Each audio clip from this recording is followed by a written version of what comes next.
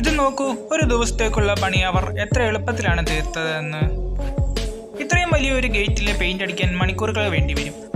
ഇവരിവിടെ പെയിന്റ് നിറച്ച ഒരു പാത്രത്തിൽ മുക്കിയെടുത്ത് സെക്കൻഡുകൾ കൊണ്ടാണ് അത്രയും വലിയ പണി ഈസിയായി തീർത്തത്. ഇയാളെ കാണുമ്പോൾ ഒരു സാധാരണക്കാരനായ വ്യക്തിയായി തോന്നിയേക്കാം, പക്ഷേ ഇയാൾ ഒരു സാധാരണക്കാരനായ വ്യക്തിയല്ല. നോക്കൂ, ഇയാളുടെ അടുത്തേക്ക് ഒരാൾ ഒരു നിറം കൊടുക്കുകയാണ്. അത് അയാൾ സൂക്ഷ്മതയോടെ നോക്കിയ ശേഷം തൻ്റെ പക്കലുള്ള ബോട്ടിലുകളിൽ നിന്ന് ഒരു കപ്പിലേക്ക് കുറച്ചായി പല നിറങ്ങൾ ഒഴിക്കുന്നു. ശേഷം അവയെല്ലാം മിക്സ് ചെയ്യുന്നു. ഇവയെല്ലാം മിക്സ് ചെയ്ത് കിട്ടുന്നതോ ആദ്യം കാണിച്ച നിറത്തിലുള്ള അതേ പെയിന്റ് തന്നെ. ഇതുകൊണ്ടൊക്കെ ആയിരിക്കാം ചൈന 2050 ജീവിക്കുന്നത് എന്ന് പറയുന്നത്. ചൈനയിൽ ഇതാ ഇപ്പോൾ നാക്കിന് വേണ്ടിയിട്ടുള്ള ഒരു പ്ലാസ്റ്റിക് കവർ കണ്ടുപിടിച്ചിരിക്കുകയാണ്. ഈ ഒരു കവർ നിങ്ങളുടെ നാക്കിൽ പൂർണ്ണമായി ഇടിക്കുകയാണെങ്കിൽ നിങ്ങൾ കഴിക്കുന്ന ഭക്ഷണത്തിന്റെ രുചി നിങ്ങൾക്കറിയാൻ സാധിക്കുന്നതല്ല. അതുകൊണ്ട് തന്നെ കയ്പുള്ള എന്തും അല്ലെങ്കിൽ മരുന്നുകളോ മറ്റോ ഈസിയായി നിങ്ങൾക്ക് കഴിക്കുവാനായി സാധിക്കുന്നതാണ്. അധികമാർക്കും അറിയാത്ത കുറച്ച് ഗാർഡനിങ് ഹാക്സ്. ഒരു ഡ്രാഗൺ ഫ്രൂട്ടിന്റെ പകുതി എടുത്ത് ഇങ്ങനെ ടിഷ്യൂ പേപ്പറിൽ ഒടിച്ചത്.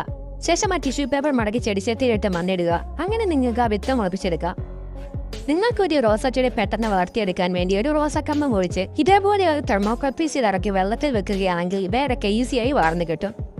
ഏതൊരു വിത്ത് മുളപ്പിച്ചെടുക്കാനും ഈ ഒരു ട്രിക്ക് മതി. വേണ്ട വിത്തെടുത്ത് ടിഷ്യൂ പേപ്പറിൽ വെച്ച് കുറച്ച് വെള്ളവും ഒഴിച്ച് ഒരാഴ്ചത്തേക്ക് വെക്കുക. ഒരാഴ്ച കഴിയുമ്പോഴേക്കും നിങ്ങളുടെ വിത്ത് മുളയ്ക്കുന്നതാണ്. ഇതേപോലെയുള്ള വീഡിയോകൾക്കായി സബ്സ്ക്രൈബ് ചെയ്യും.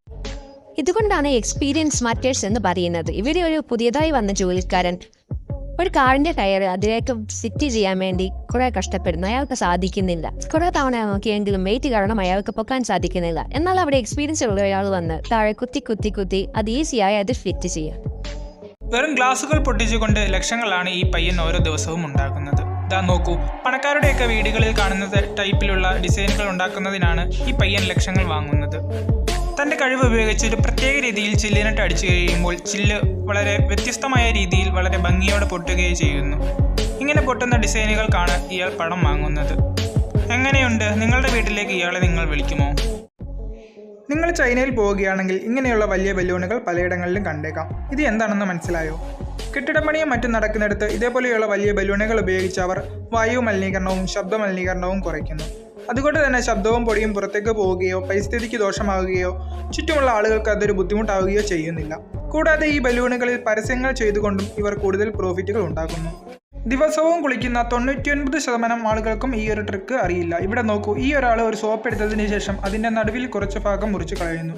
ശേഷം ഒരു ചാക്കുനൂലെടുത്ത് ആ വിടവിൽ വെച്ചതിന് ശേഷം മുറിച്ച് കളഞ്ഞ ഭാഗം വെച്ച് തന്നെ അത് ഒട്ടിക്കുന്നു. ഇപ്പോൾ ആ സോപ്പ് ഒരു മെഴുകുതിരിയായി ഉപയോഗിക്കാം.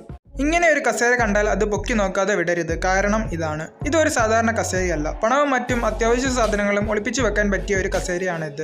ഈ കസേരയുടെ അടിയിൽ താക്കോൽ ഇടാനുള്ള ഒരു ഭാഗമുണ്ട്. കസേരയ്ക്ക് ഒപ്പം കിട്ടുന്ന താക്കോൽ ഉപയോഗിച്ച് ഇവിടം തുറക്കുകയാണെങ്കിൽ കസേരയിൽ നിന്ന് പുതിയ ഒരു അറ തുറന്നു വരുന്നതാണ്. ഇവിടെ നിങ്ങൾക്ക് പണവും മറ്റും ഒളിപ്പിച്ചു വെക്കാൻ സാധിക്കും. ഇത് ആർക്കും കണ്ടെത്താനും കഴിയില്ല.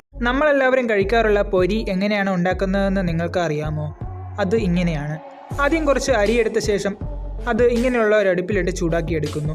ചൂടാക്കിയെടുത്ത അരി ഒരു മുറത്തിലേക്ക് ശേഖരിച്ച ശേഷം അതിലേക്ക് ഉപ്പുവെള്ളം ഒഴിച്ച് മിക്സ് ചെയ്യുന്നു.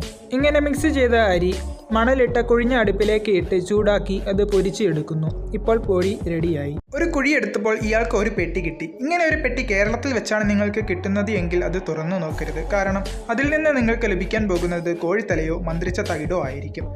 എന്നാൽ ഇയാൾ ഇത് പൊട്ടിച്ച് തുറന്നു നോക്കിയപ്പോൾ ഇയാൾക്ക് എന്താ ലഭിച്ചതെന്ന് അറിയാമോ? കുറെ സ്വർണവും വിലപിടിപ്പുള്ള വേറെ കുറെ സാധനങ്ങൾ. നിങ്ങളെ ഒരു വലിയ കരടി ആക്രമിക്കാൻ വന്നാൽ എന്ത് ചെയ്യണം എന്ന് അറിയാമോ? ഇവിടെ കുറെ വൈൽഡ് ലൈഫ് ഫോട്ടോഗ്രാഫേഴ്സ് ചിത്രങ്ങൾ പകർത്തുന്നതിനിടയ്ക്ക് അവരുടെ അടുത്തേക്ക് ഒരു വലിയ കരടി പാഞ്ഞെടുത്തു.